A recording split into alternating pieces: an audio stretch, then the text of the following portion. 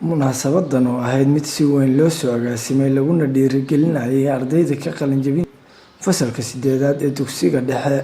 ee Axmed Ganey ayaa waxa ka soo qayb galay dadweynaha degmada Rakoon Nabadoono Xuqaal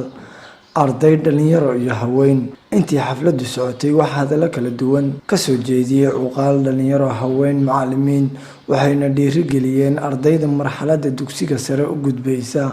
maamulka iskoolka Axmed Ganey Faarax Umar Faarax ayaa ugu horreyn ka hadlay xafladda waxana uu muujiyay sababta ay u qabteen xafladan xaflad aanu ku maamuusayno ku soo dhaweynayno ugu ducaynayno kuna dhiirigelinayno ardayda sanadkan dharbadalashada qalin jabin dhihimaaye dharbadalashada sameynaysa ee dugsiga dhexe ee fasalka 8aad ee Axmed Ganey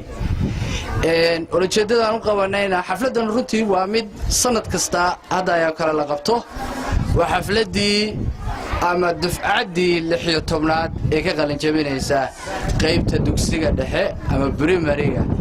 ee Axmed Ganey ardayda sanadkan ka qalin jabinaysa waxay cadad ahaan tiro ahaan ka kooban yihiin 22 arday walow ay intii sanadkii hore ka yaryihiin haddana waxaan isleeyahay taya ahaan waa aad bay sanadka ka dambeeya uga sii wanaagsanaanaya qaar ka mid ah macallimiinta waxgaradka dhalinyarada haweenka ayaa iyaguna goobta kula dardaarmay ardayda iyagoo xusay in imtixaanaadka fooda ku soo haya ay gul u rajeynayaan ardayda juhdiga iyo waqtiga badan la geliyay waxaana alla uga baryeen in ay ku guuleystaan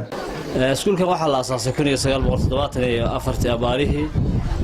wuxuu ku biloomay 6 qol oo dawladda Soomaaliyeed waxaa asteeyay magacadan nin la yiraahdo Axmed Ganey oo loogu magac daray dugsiga sidaas uu magaca u qaatay waxa ku bartay arday aad u fara badan oo hadda dalka gudihiisa iyo dibadiisa jidda oo mas'uuliyiin ka ah dalka waxaan idin leeyahay ardayda qalin jabinaysa qalin jabintu ma ahan maanta kaliya waxa weey waa dariiqii u koowaad ama stepkii koowaad ee waxbarashada ayaad ka baxdeen waxaan idin leeyahay waxbarashada hore u sii wada waxa weeye waxbarashada taxaanka idinku soo socda oo centralized-ka dawladdu qaadayso in Ilaahay idin fududeeyo idin rajaynayaa dinkiis farxadaas teenu ku foosno tii wanaagsan tii la mahadso Allah ka yeelo taabkiina taab khayr Allah ka dhigo mid soogay iyo mid shaqaala iyo mid macallima iyo mid kale ka dhaxo maqbuula Allah ka dhigo mistaaba Allah ka dhigo Ilaahay dinkii teenu ku foosno oo ku fiicnaano oo dadka ku dhaafno xaasidkiina alla ku jabsho Allah ka dhigo Ilaahay dinkiis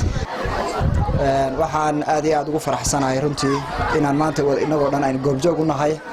munaasabadda qalin jabinta ardayda fasalka 8aad dufcadii 16aad ee iskoolka Axmed Ganey runtii macallinku maalinta ugu farxadda badan yahay waa maalinta uu arday u qalin jabiyo sida qofka beertaaba maalinta ugu farxadda badan ay tahay maalinta ay mirihiisu soo go'an maanta farxadda lama soo koobi karo waa runtii maalin nagu weyn xafladeedii bilaabanay haddana ardayda fasalka 8aad oo soo qabanqaabinay si aad iyo aad u wanaagsan soo qabanqaabinay aad iyo aad baan u faraxsanahay maanta dareenkayga lama soo koobi karo